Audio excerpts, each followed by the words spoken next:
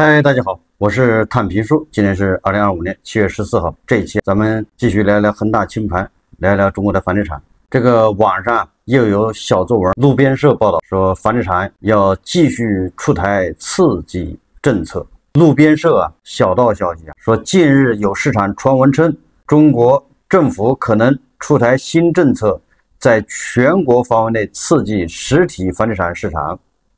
说最近收到许多投资者的问询，包括来自纽约、波士顿或伦敦的非亚洲客户，也就是说，去全球投资者都比较关注咱们楼市的政策。但是他下面说了，不过，正如我们中国经济学家在中国3件事中所预测的，我们认为即将出台的房地产市场需求宽松措施更可能是渐进式的，而非大规模刺激。这个传闻小道消息，不管是渐进式的还是大规模刺激，基本上效果都难以达到预期。还要怎么刺激把韭菜的口袋刺激，把韭菜的预期刺激，这2点解决不了，都是瞎子点灯白费蜡。你出台的政策不仅有的时候没有起到刺激作用，反而让那些不法分子利用钻空子炒房套住了，他又开始哭爹喊娘，又要政府去救，形成恶性循环了。一旦传言外媒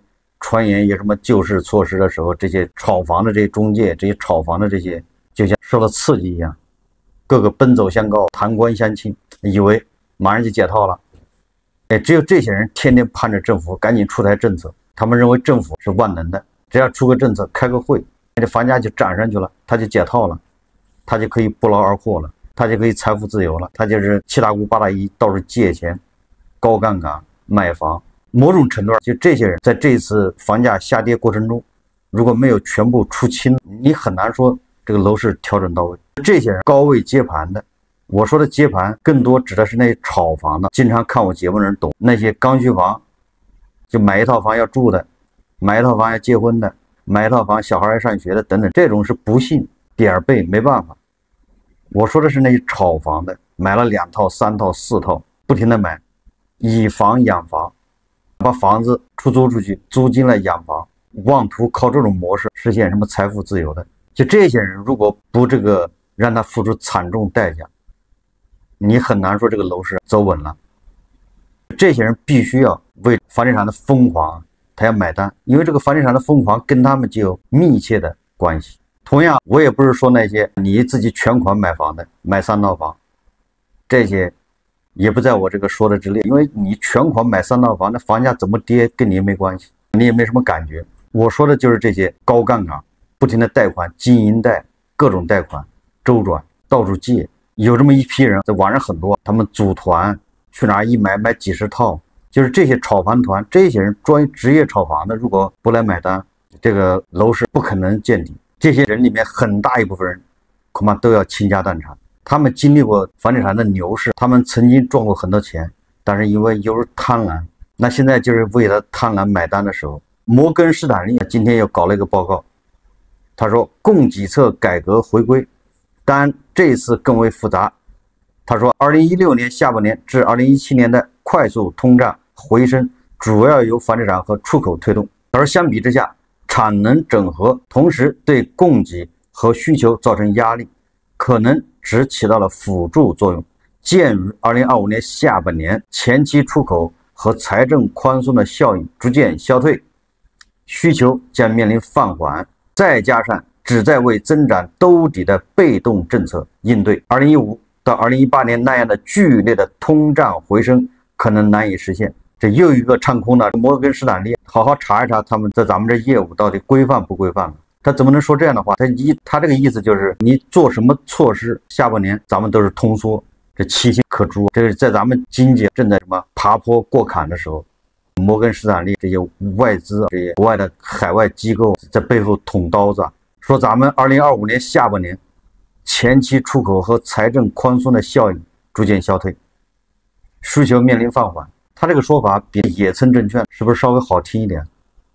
那个野村证券居然说我们下半年很多方面的需求是断崖式下跌，这是显然人为的制造焦虑。这个跟摩根士丹利他们是一唱一和，咱们这只有稳中向好，稳中向好的态势从来就没有改变过。磐石啊，稳如泰山，对吧？我们国内经济的走势，这些外资机构他怎么可能理解呢？他理解不了。你比如说，央视财经又报道了，对吧？都是大好消息吗？都是喜报。你看，央视财经说，北上广深新房市场活跃度 up， 深圳新房成交量涨超40%。你看，都是好消息。住房城乡建设部表示，上半年全国新房和二手房交易总量同比增长，房地产市场总体保持稳定态势。记者近日采访发现，一线城市新房市场活跃度正不断提升。我就问问那个野村证券，你这个摩根士丹利，你知道什么叫活跃度吗？肯定这海外机构他不知道啊，不知道就得好好学一学，来请教。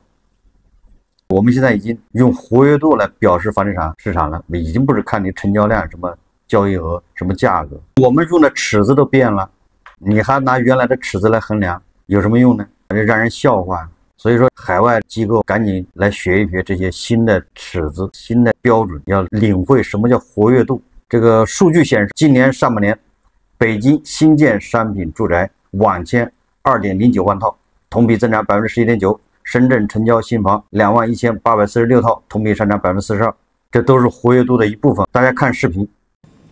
来关注近期房地产市场的变化。住房城乡建设部表示，上半年全国新房和二手房交易总量同比增长，房地产市场总体保持稳定态势。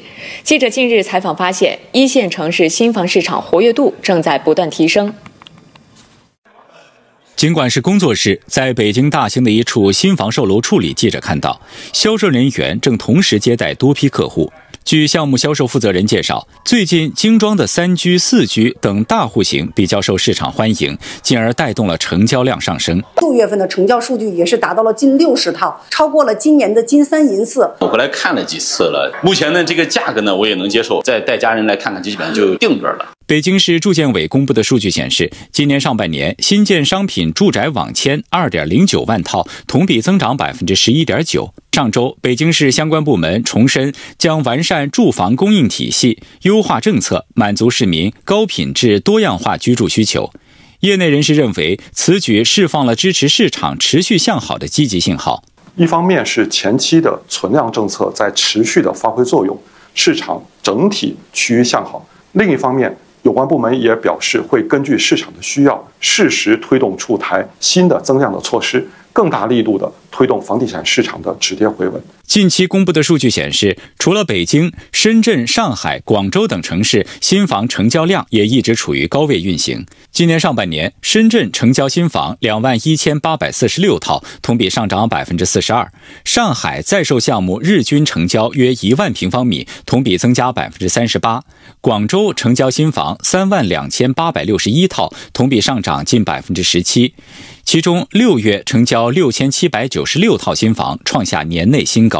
但是这个中指研究院好像给出来数字就有点不太美妙了，居然跟央视唱起了反调。这个中指研究院这么说的，他说6月上海房地产市场热度有所下降，二手房成交量环同比均下降，价格同环比均下跌。成交方面，6月上海二手房市场活跃度有所下降。你看看，刚才央视说活跃度有所上升，这个中指研究院他居然说上海二手房市场活跃度有所下降。市场主基调依然是以价换量，全月二手住宅成交18028套，环比下降3.8%，同比在较高基数下下降23%。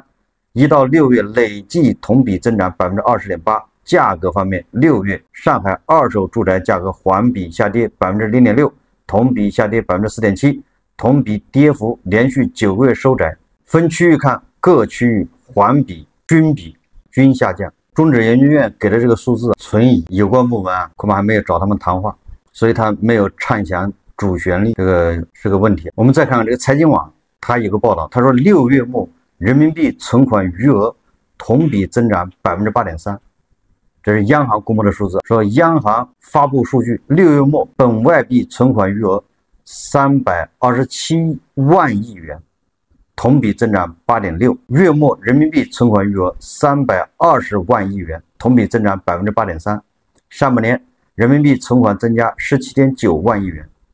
其中住户存款增加 10.77 万亿元，非金融企业存款增加 1.77 万亿，财政性存款增加 1.25 万亿元，非银行业金融机构存款增加 2.55 万亿元。6月末外币存款余额 1.02 万亿元，同比增长 22%。上半年外币存款增加1655亿美元。这个说的就是咱们住户存款增加了 10.77 万亿，就将近11万亿，也就说明大家没有把钱拿去炒股，也没有把钱拿去买房，还是老老实实往银行存，只能说明这个问题。你指数涨得再好，这个气氛营造的再活跃，韭菜他就是不愿意去炒股，非常坚定的把钱往银行存，只能说明这个问题。我们看一篇经济观察报的报道，他这是7月12号，记者叫田国宝。这个经济观察报大家知道也是喉舌啊，他这个标题叫抄底商业房产。我们看看谁在抄底啊？经济观察报报道，他说7月上旬，李坤以500万元的总价在北京市海淀区购入某小区一套底商物业，单价约7万元每平方米。李坤介绍，该小区住宅均价约9万元每平米，底商生意良好，换手率低。此次业主因急需资金而出售，吸引了7、8位意向买家。李坤是一家建材销售公司的负责人，近年建材生意逐渐转淡，他开始寻找新的投资机会。此前他曾投资一家饭店，但因缺乏经营经验以失败告终。此后他将目光转向相对熟悉的房地产领域。我个人感觉他这次买这个底商恐怕又要以失败告终。李坤告诉经济观察报，他就住在该小区，对底商的出租情况十分了解，这里租户稳定，空置率极低。他买下这套底商，按照当前租金水平粗略估算，年化租金收益率在 4% 左右，这个属于典型的叫刻舟求剑，就是你现在是年化收益率是 4%， 你到年底恐怕只有 2% 了，你到明年恐怕你租不出去。不要自信认为你这个地方肯定能租出去，那是因为这个寒意还在路上，还没吹到你那个地方，不代表没有寒意，它是正在路上。在北京、上海等1、2线城市，部分像李坤这样的有闲置资金的个人或机构开始在二手房市场寻找投资机会，他们不再单纯以城市和区域作为投资依据，而是以租户稳定性、租金收益率以及所处生活圈等作为投资考量维度。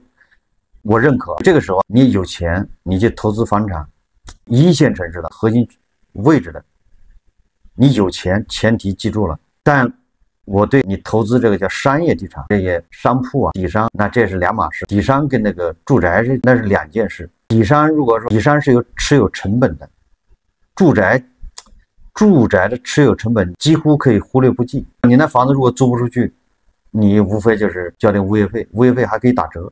跟物业公司扯皮，那我的房子没人住。但是底商就不一样了，你要交的钱很多，那持有成本非常高。如果3月租不出去，你就等着，那就是个负资产。你要不停的往里搭现金，它不仅不能给你创造现金，它还要吞噬你的现金。在北京、上海等1、2线城市，部分像李坤这样有闲置资金的开始买房，说抄底。李坤购买的底商最初报价符合市场行情，但因卖家根据付款条件给出的报价不同，且买家竞争激烈，所以价格波动空间较大。最终李坤成交价略高于最初报价，但仍低于市场均价。李坤自入住该小区以来，一直羡慕底商房东的稳定收益。此次他终于购得一套底商，尽管租金较高峰期略有回落，但他认为这仍是一笔理想的投资。李坤认为，小区底商不同于商场，主要为小区居民提供生活服务，需求稳定，受宏观经济影响较小。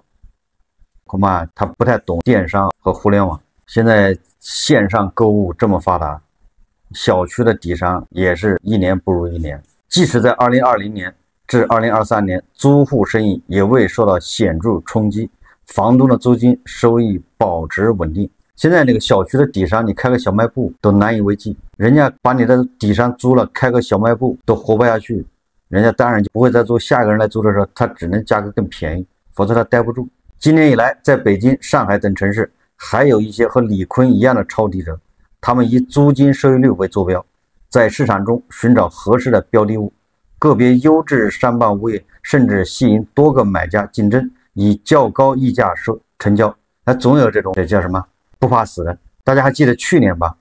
去年杭州不是流行这个大家去买原拆原建的吗？老破小吗？一会儿是深圳的炒房客去杭州买房，买老破小，100万买一套出租；一会儿是上海的投资客跑到杭州去买房，一会儿是北京的，后来又算成是杭州本地的这个中介开始买老破小投资。现在套住了吧？现在都是房子租不出去，房租直接30%的往下降，所以你老拿过去的那个什么租金收益率来说事，你只会倒霉，那叫刻舟求剑。根据京东资产交易平台数据，7月8日，北京中关村地区韦博时代中心一套148平方米的办公用房，经过141轮竞价，被一位自然人以611万竞得，成交价为起拍价3倍，与评估价相比，溢价率达110%。韦博时代中心的租金普遍在3到5块钱每平米每天，以3元每平米每天计算，这笔投资年化租金收益率预计在2.5%左右。你看，他肯定没有算这个控制率，没有算这个叫什么免租期，他更没有算租金在往下降。现在各大机构给出来的都是1线城市的北京、上海、深圳，这个办公楼的控制率在上升，租金在下降。这个我理解的，这种办公楼它只有148平，实际上这就是一个小公司啊。如果你也开了个小公司，这几年收入还比较稳定，不咸不淡，那你手上有钱，你可以我买一个写字楼，趁现在价格不高，位置不错的地方，我买一个写字楼我自己用，这叫自己租给自己，就没有什么控制期、什么免租期，我觉得这个是可以的。但是你要买了它投资，想把它租出去，用租金来衡量租金收益率，这个显然要吃大亏。现在连抄底住宅都为时尚早，你还抄底商业房产，这简直是还想死得慢。首先一个，现在是线上经济都已经不行了，你说线下的不就更惨吗？所以这底商很多地方商铺都是免费，你象征意的给人家一些租金就完了。人家什么意思？人家就只要把他那给物业交的那些钱能交齐。很多房东都是这种心态，想卖卖不掉，搁在手上每个月还要交钱。所以说这个时候抄底，那一定是底下还有底。我们再说个比较最近发生的例子，比如说外卖大战，美团、阿里，也就是淘宝、饿了么，还有一个什么京东、即时零售，还有一个外卖大战，如火如荼，每一家都要拿几百亿出来烧。我不知道他们谁能赢，咱们不用管。但是他这么烧，那线下实体的那些实体店，你很难扛得住。实体店以后要面临双层剥削。什么叫双层剥削？一个是房东，你的租金要交；第二个就是平台。你不要以为你在平台上你是免费的，你被平台把控了，你靠线下你又不能养活自己，你得靠线上的流量送外卖，这样2部分流量一加，你才能勉强活下来。所以你就面临着要给房东交租金，你要给平台交这个流量的钱，所以它更难活。我们再聊聊这个过气网红城市杭州。为什么聊这个？是因为最近一个大瓜，这个爱国企业娃哈哈，爱国企业家宗庆后，这个似乎人设立不住了。本来是一年好像只花几万块，穿着布鞋上班，非常朴素、节约、爱国，每一分钱都要在国内。结果现在爆出来，他还有3个子女是美国籍，完了这个也是20亿美金在离岸信托，已经整到海外去了。他是首富，多次被评为首富。今天我要说什么？今天我不是说他的这些人设，这都不重要，只要他合法，把他自己搞的那些人设，人家遭到反噬，那也是咎由自取。我今天说的什么？在2022年，我就经常说过气网红城市。我记得当时很多人反对，说不了解杭州，不懂杭州。应该有很多老粉丝知道吧？我说这个杭州如果离了阿里，它就失去了灵魂；杭州如果没有阿里，那它跟济南没什么区别。大家还记得吧？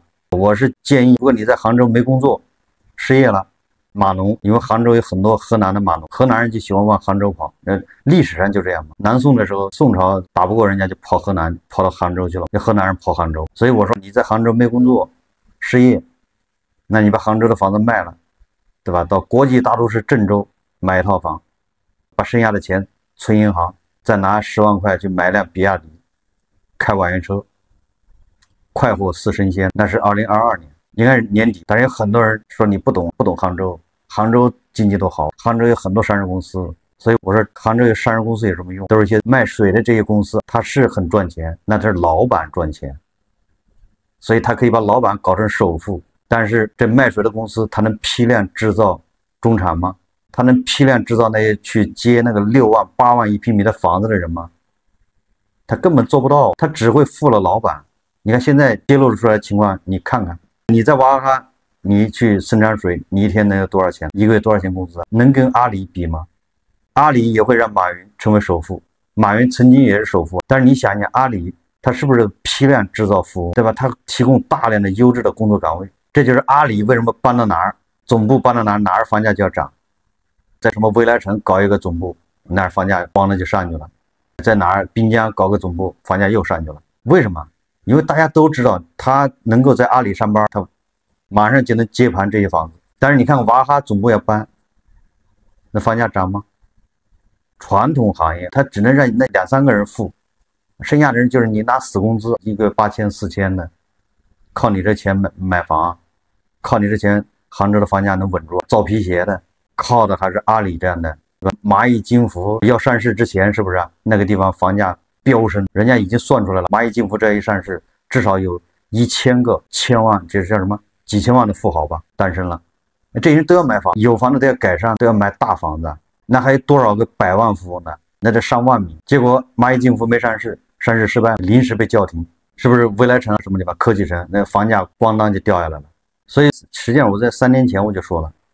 造水的这个企业没有什么值得骄傲的，只不过是赶上了好时代。作为传统行业，它能让老板富，它能让少数人富，少数股东富，少数高管富，但是它不能提供更多的优质的就业的岗位，它不能批量制造这中产，靠它的再多的娃哈哈也撑不起杭州的房价。互联网经济、数字经济、电商、直播带货。这个标杆，这龙头是阿里，是因为有阿里，所以它吸引了一大批聚集在那儿。但是现在也不行了，现在在走下坡路，因为流量在枯竭，所以现在大量的年轻人到了杭州，找工作也不那么容易，失望离开的也很多。这就是杭州它房价稳不住的一个主要原因。你得找到像阿里这样的企业来替代阿里。阿里已经不行了，老了，有京东打它，也有美团打它，自身发展也定位也不是很清晰。一会儿搞成6+1，一会儿搞成啥，总之是折腾了开始，所以急需一批像阿里这样的企业来顶上它。所以杭州搞个什么6小龙，但是这6小龙好像也够呛，难堪大任了。所以说，在阿里走下坡路，你又找不到一个新的这行业或者企业来把阿里这个顶替上，那你这房价就稳不住，只会下跌，这个泡沫还是比较高。前2天我们也介绍了个数据。现在流入杭州的人口，杭州新增人口已经增速已经创这几年新低了，也就是没有更多的人在流入杭州了。